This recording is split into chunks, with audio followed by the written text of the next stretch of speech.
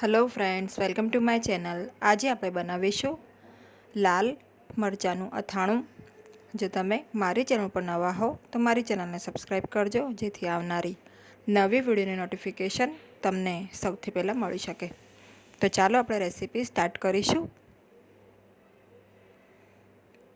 તો આપણે અહીંયા આ રીતે જે જાડા લાલ મરચાં મળે છે એ લઈશું। આ સિઝનમાં મરચાં ખૂબ જ સારા મળે છે। તો અહીંયા મેં લગભગ 300 ગ્રામ જેટલા આ રીતે મરચાં લીધા છે। તો મરચાં આપણે એકદમ ફ્રેશ લેવાના। હવે આ મરચાંને ધોઈને આ રીતે એને કોરા કરી લેવાના, કપડાથી લૂછીને। હવે એના આ રીતે આપણે બે ભાગ કરી દઈશું અને વચ્ચે જે મરચાંની બિયાનો ભાગ છે એ અલગ કરી લઈશું। તો આ રીતે આપણે બધા જ મરચાંને તૈયાર કરવાના છે। તો અહીંયા મેં બધા જ મરચાં આ રીતે રેડી કરી લીધા છે। બધા મરચાંને આપણે આ રીતે એક વાસણમાં લઈ લઈશું। હવે આપણે આ મરચાંમાં 1 ચમચી જેટલું હળદર પાવડર અને 2 ચમચી મીઠું નાખી દઈશું અને સારી રીતે આપણે આને મિક્સ કરી લઈશું, જેથી મરચાંના દરેક ટુકડામાં હળદર અને મીઠું લાગી જાય એ રીતે આપણે મિક્સ કરી લઈશું। તો અહીંયા મિક્સ થઈ ગયું છે। હવે આપણે એને ઢાંકીને 2 થી 3 કલાક માટે એક સાઈડ મૂકી દઈશું।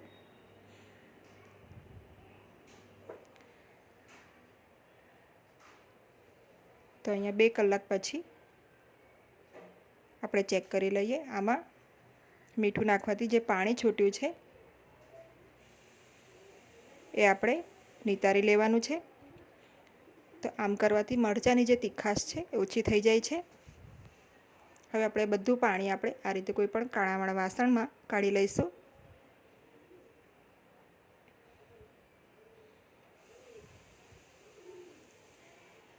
તો તમે જોઈ શકો છો આટલું પાણી હળદર મીઠાવાળું નીકળી ગયું છે। આમાં મરચાંની બધી તીખાશ નીકળી ગઈ છે। હવે આપણે આ મરચાંને એકદમ કોરા કરવાના છે, એટલે બિલકુલ આમાં મોઇશ્ચરનો ભાગ ના હોય એ રીતે આપણે આને સૂકવી દઈશું। તો જો પંખા નીચે તમે સૂકવો તો 4 થી 5 કલાક અને તડકામાં સૂકવો તો ફક્ત 2 કલાકમાં જ આ મરચાં સરસ કોરા થઈ જશે। તો 10 થી 15 મિનિટ આપણે આ રીતે રાખી મૂકીશું, જેથી વધારાનું પાણી નીકળી જાય। પછી આને કપડા ઉપર આપણે કોરા કરી દઈશું। તો આ રીતે મેં કપડા ઉપર આને પાથરી દીધું છે। તો આ મરચાંને આપણે પંખા નીચે સૂકવીશું તો લગભગ 4 થી 5 કલાક આને લાગે છે સૂકવા માટે, અને જો તડકામાં આપણે મૂકીએ તો ફક્ત 2 કલાકમાં જ સરસ કોરા થઈ જાય છે। હવે આપણે એક મસાલો બનાવી લઈએ। સૌથી પહેલાં આપણે પેન ગરમ કરવા મૂકીશું। તો સૌથી પહેલાં આપણે આમાં 3 ટેબલસ્પૂન આખા ધાણા નાખીશું, 3 ટેબલસ્પૂન વરિયાળી નાખીશું અને 1 ટેબલસ્પૂન જીરું નાખીશું। હવે આપણે આને એકદમ લો ફ્લેમ ઉપર થોડીવાર શેકી લઈશું, જેથી આમાં જે મોઇશ્ચરનો ભાગ હોય એ દૂર થઈ જાય। ત્યારબાદ આપણે આને મિક્સી જારમાં અધકચરું ક્રશ કરી લેવાનું છે। તો હવે આ ત્રણેય વસ્તુઓ સરસ શેકાઈ ગઈ છે। તો આપણે આને આ રીતે ડીશમાં કાઢી લઈએ। તો ફક્ત થોડીવાર માટે જ આપણે શેકવાનું છે, જેથી મોઇશ્ચરનો ભાગ જતો રહે। હવે આપણે એ જ પેનમાં 2 ટેબલસ્પૂન જેટલું મીઠું નાખીશું અને મીઠાને પણ આપણે થોડીવાર શેકી લઈશું, જેથી આમાં પણ કોઈ પણ મોઇશ્ચરનો ભાગ હોય એ દૂર થઈ જાય। આમ કરવાથી આપણું અથાણું લાંબા સમય સુધી સારું રહે છે। હવે અહીંયા આપણે મરચાં જોઈ લઈએ। તો મરચાં મારા 3 થી 4 કલાકમાં સરસ સુકાઈ ગયા છે। આપણે મરચાંને આ રીતે અડીએ તો બિલકુલ ભીનાશ નથી લાગતી, એ રીતે આપણે મરચાંને સૂકવી લેવાના છે। હવે આપણે તેલ ગરમ કરવા મૂકી દઈશું। તો અહીંયા મેં 1 કપ જેટલું તેલ લીધું છે। એક બાઉલમાં આપણે અહીંયા મસાલો રેડી કરવાનો છે। તો અહીંયા મેં રાઈના કુરિયા લીધા છે અડધો કપ, એને મિક્સીમાં થોડા ક્રશ કરી લીધા છે। હવે રાઈના કુરિયા કરતાં અડધા એટલે કે 5 કપ જેટલા મેથીના કુરિયા લીધા છે। તો મેથીના કુરિયાને પણ થોડા ક્રશ કરી લીધા છે। હવે આપણે ધાણા, જીરું અને વરિયાળીને ક્રશ કરી લીધું છે, એ નાખી દઈશું. તો આ શેકેલા મસાલાના લીધે આપણું જે અથાણું છે એનો ટેસ્ટ ખૂબ જ સરસ આવે છે. તો આ રીતે ધાણા, જીરું અને વરિયાળીને આપણે શેકીને આમાં એડ કરીશું. હવે આપણું તેલ પણ સરસ ગરમ થઈ ગયું છે. ગેસની ફ્લેમને બંધ કરીને તેલને થોડું ઠંડુ થવા દઈશું. હિંગ છે 1 ચમચી, એ નાખી દઈશું.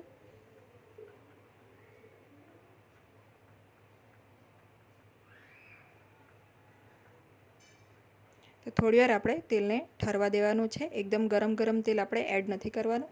તેલ થોડું હુંફાળું હોય ત્યારે આપણે આ મસાલામાં તેલ નાખીશું. તો આપણે હિંગની ઉપર તેલ રેડીશું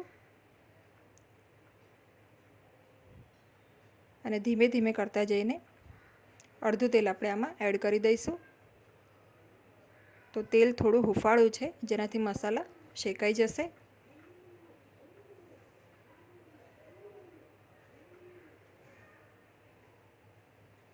હવે આપણે ઢાંકીને આને 5 મિનિટ માટે રાખી મૂકીશું. 5 મિનિટ બાદ આપણે ખોલી લઈએ. હવે આપણે આમાં 1 ચમચી જેટલો હળદર પાવડર છે એડ કરી દઈશું. સાથે આપણે જે શેકેલું મીઠું હતું એ પણ એડ કરી દઈએ. અને હવે આપણે આ મસાલાને સારી રીતે મિક્સ કરી લઈશું.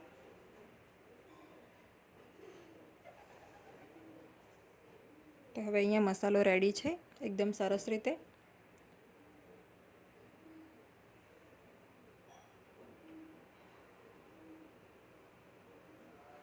તો હવે આપણે જે આપણા મરચાં છે એ આમાં નાખી દઈશું અને ફરીથી સારી રીતે મિક્સ કરી લઈએ. તમે ઈચ્છો તો હાથેથી પણ આને મિક્સ કરી શકો છો, જેથી દરેક મરચાંના ટુકડા ઉપર આ મસાલો સરસ રીતે કોટ થઈ જાય. તો આ રીતે મેં મિક્સ કરી લીધું છે. તો બધા જ મરચાં સરસ રીતે મસાલામાં કોટ થઈ ગયા છે. હવે અહીંયા મેં 2 લીંબુનો રસ લીધો છે, એ નાખી દઈશું આપણે.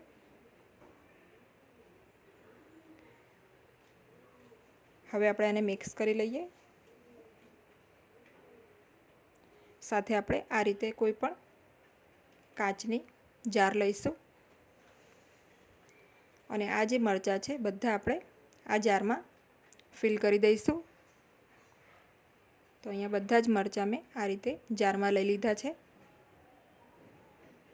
હવે જે પણ મસાલો વધ્યો છે એ પણ આપણે આમાં નાખી દઈશું.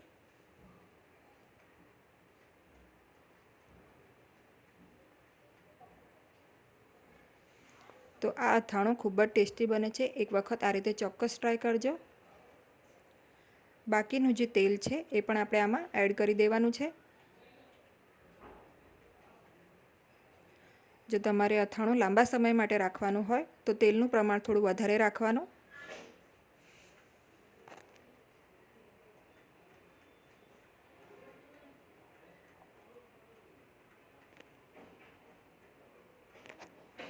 તો આપણું અથાણું ડૂબે એ રીતે આપણે તેલ બધું નાખી દઈશું આમાં. તો આટલી ક્વોન્ટિટીમાં 1 કપ તેલ ઇનફ છે.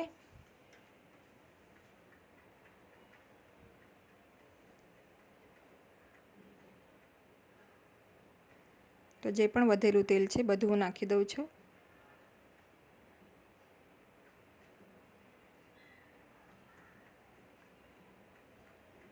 તો તેલ આમાં હંમેશા ગરમ કરીને થોડું ઠંડુ થાય ત્યાર પછી જ મિક્સ કરવાનું, એ વાતનું ધ્યાન રાખવાનું.